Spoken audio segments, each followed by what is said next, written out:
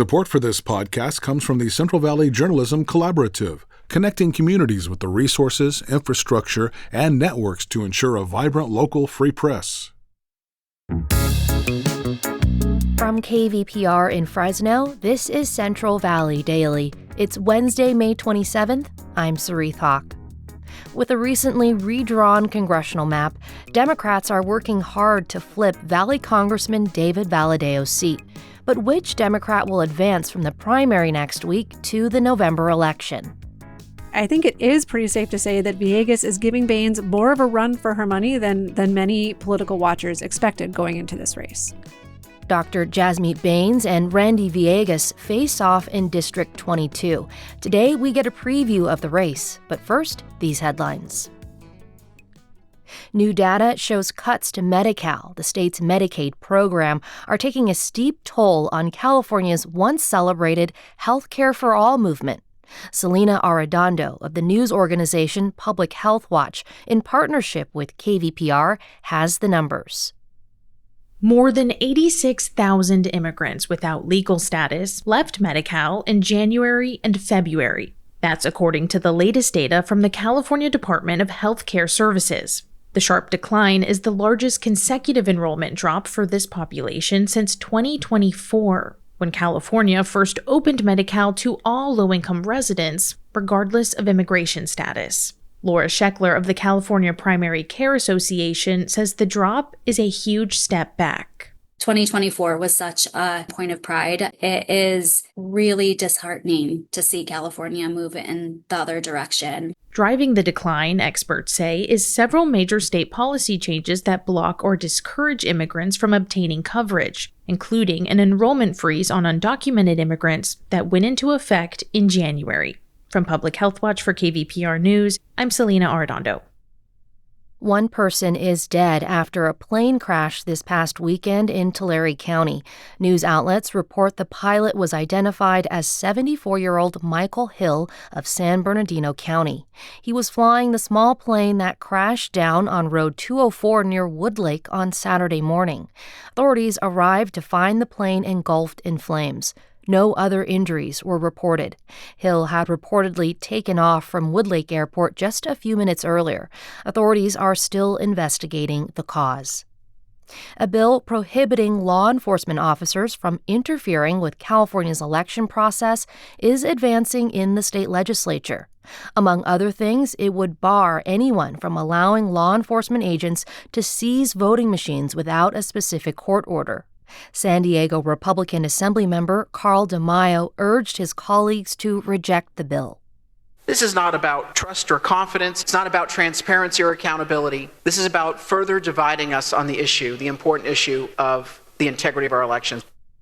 That prompted this response from bill supporter, Menlo Park Democratic Assemblymember Mark Berman.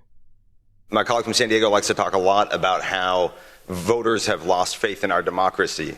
Voters lose faith in democracy when presidents lie about the faith of our elections. The bill passed the Assembly. The measure has an urgency clause allowing its provisions to take effect for the June 2nd statewide primary election if signed into law by Governor Newsom in time. Starting this fall, the Fresno Unified School District will no longer allow students to bring school laptops home with them. It's an effort to cut back on $4 million the district is spending each year on laptop repairs. According to the Associated Press, this comes amid nationwide backlash against school devices that were made widely available during the pandemic. For instance, the Los Angeles School District now requires no devices until second grade and screen limits for higher grades. The California State Championship track meet is coming up. Starting Saturday, the best high school track and field athletes will compete at Buchanan High School in Clovis. Among them will be Daisy Jackson, a shot putter from Kingsburg High School. Daisy placed third this past weekend in the qualifier in Clovis. If you enjoy Central Valley Daily and want even more news, tune into our broadcast. KVPR is Central California's NPR station. Find us on your radio at 89.3 FM in Fresno, 89.1 in Bakersfield, or tell your smart speaker to play KVPR. And now to our main story. One of the country's most competitive primary races for Congress right now is a swing district right here in the Central Valley. Democrats are hoping to flip a seat long held by Republican David Valadao. But first, they need a nominee. With less than a week until the primary, the party's two candidates are competing for who can appeal to the most voters as the National Democratic Party contemplates its own identity. KVPR's Kerry Klein reports. It's a warm spring night in the Central California town of Hanford. Kids are playing soccer, an ice cream truck rolls by, and Democratic congressional candidate Randy Villegas is out knocking on doors. He walks up to a house with a fountain on the front steps. My name is Randy Villegas. I'm running for Congress against Republican David Valadao, and I just want to introduce myself. This district is purple. David Valadao, who's a Republican, has won 6 of the last 7 congressional elections here. On this night, Villegas' messages supporting universal health care and suspending federal gas taxes seem to resonate with voters. Do you think I can count on your vote and your support? Sure. Yes. I did vote for you. Villegas is a political science professor, serves on a local school board. On the trail, he says he refuses to accept campaign contributions from corporations. And if elected, he says his focus would be on supporting those he says have been ignored by Washington. This isn't a fight about left versus right. It's a fight about bottom versus top and working families who've been left behind by politicians in both parties. This type of messaging is gaining popularity among Democratic primary voters across the country as they become increasingly frustrated with not just the Trump administration, but also the Democratic establishment. Villegas earned endorsements from Senator Bernie Sanders and Congresswoman Alexandria Ocasio-Cortez, who are supporting other Democratic candidates around the country as well. California State Assemblymember Jasmeet Bains is also running for the Democratic nomination here. She represents part of this district in the state legislature and is also a family doctor. It's time we elect the physician to Congress. In Sacramento, she's voted for Democratic priorities like supporting access to abortion rights and public school funding, but she also bucked her party on some prominent issues, including by voting against Democratic redistricting and against an effort to restrict oil industry profits. She says she listens to her constituents, many of whom voted for President Trump. The people that represent the Valley understand the importance of standing up for the Valley, not their party. One thing she and Villegas have in common? They both scold Valadao for voting to slash Medicaid funding, even though his district has the highest Medicaid enrollment in the country. Him and the Republicans are trying to gaslight us into thinking, oh, this isn't going to impact you. No, sir, it is impacting us. It's already impacting us.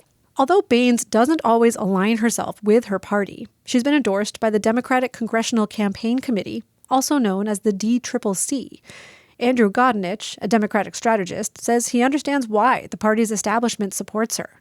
In 2024, Democratic presidential candidate Kamala Harris lost in Bains' district, and yet Bains won by a long shot. When you have a candidate who has shown they have an affinity with the independent voters and Democrats who have been turned off, it's important to give that candidate the backing to win.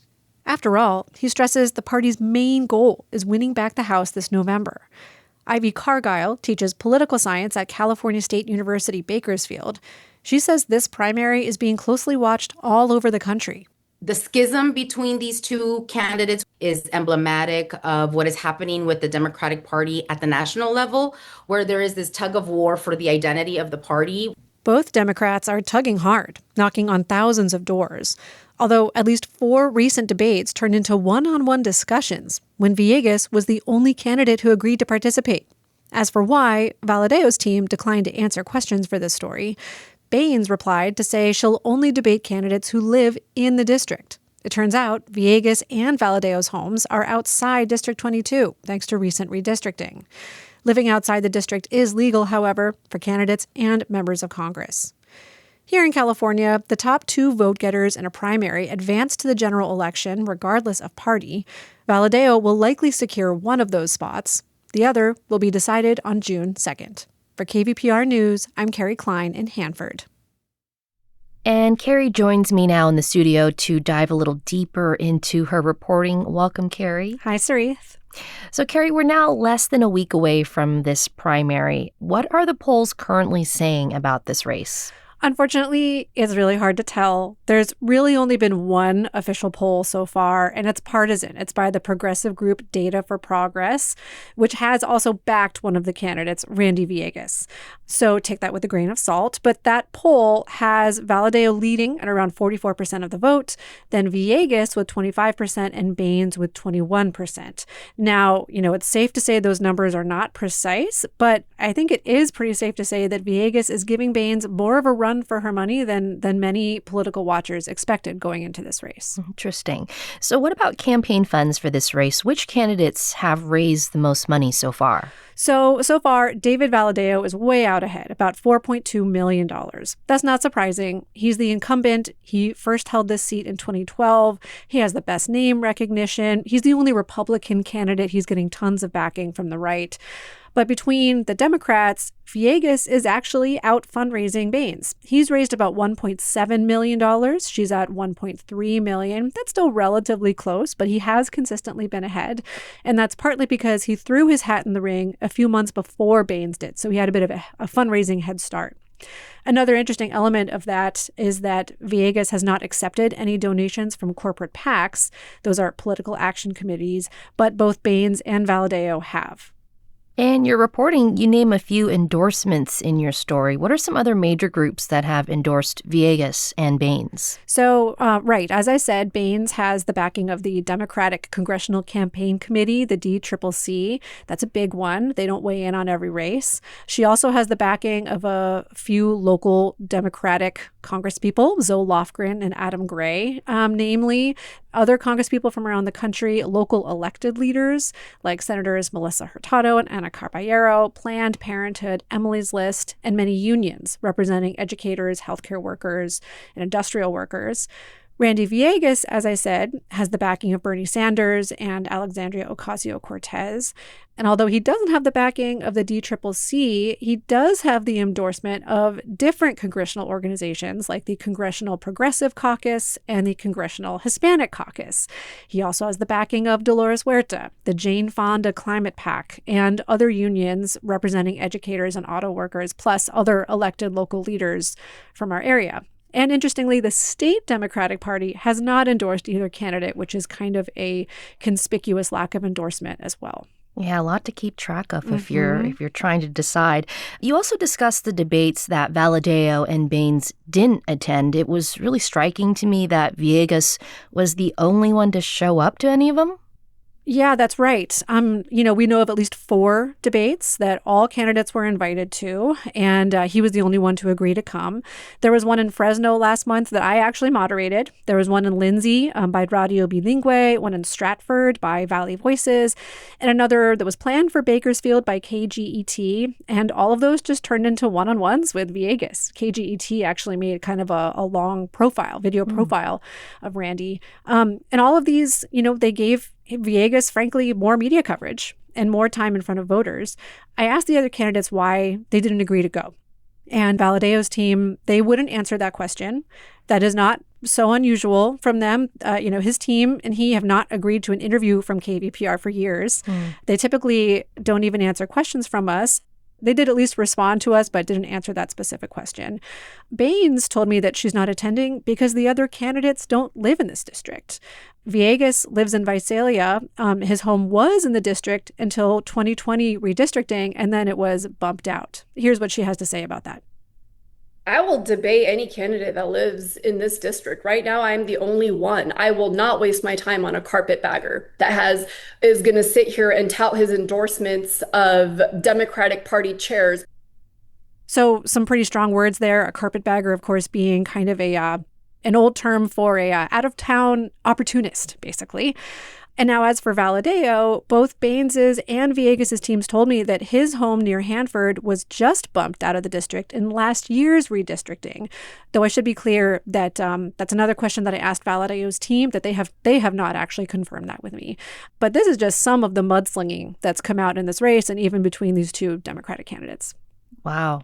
And when you were out talking to people about this race, what did you hear from locals in terms of their thoughts on the contest between Villegas and Baines?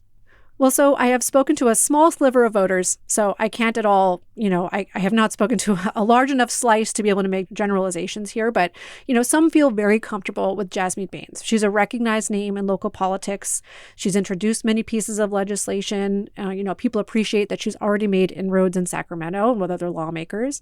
But others feel that they simply want to change. They're unhappy with the establishment, whether that's the current administration in the White House or establishment Democrats. They just want something new, and so they're turning more toward Randy Villegas.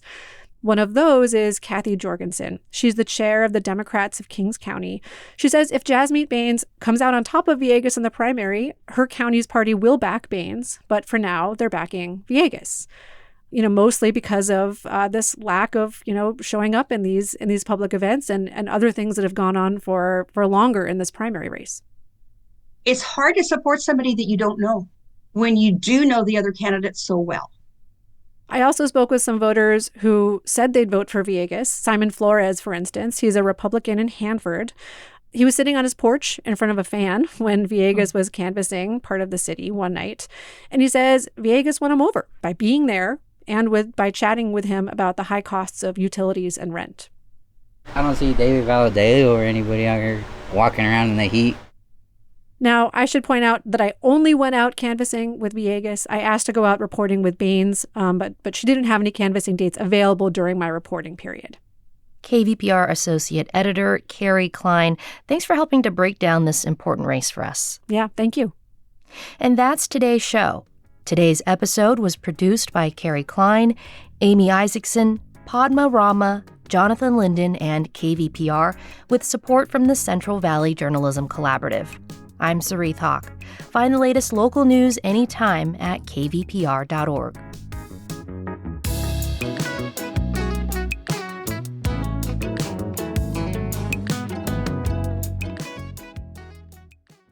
Every day on Up First, NPR's Golden Globe-nominated morning news podcast, we bring you 3 essential stories. At the heart of each story are questions. What really happened? What really mattered? What happens next? At NPR, we stand for your right to be curious and to follow the facts. Follow Up First wherever you get your podcasts and start your day knowing what matters and why.